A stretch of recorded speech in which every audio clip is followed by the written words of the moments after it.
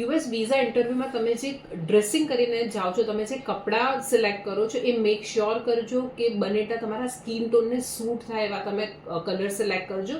એનાથી બહુ like positive impact create થાય છે. ટી શર્ટ્સ, જીન્સ, શોર્ટ્સ છે, સ્લીપર્સ, ફ્લોટર્સ, એ બધા વેકેશન રિલેટેડ ક્લોથ છે એને અવોઇડ કરજો during the visa interview, because you are going for a interview, not for a vacation.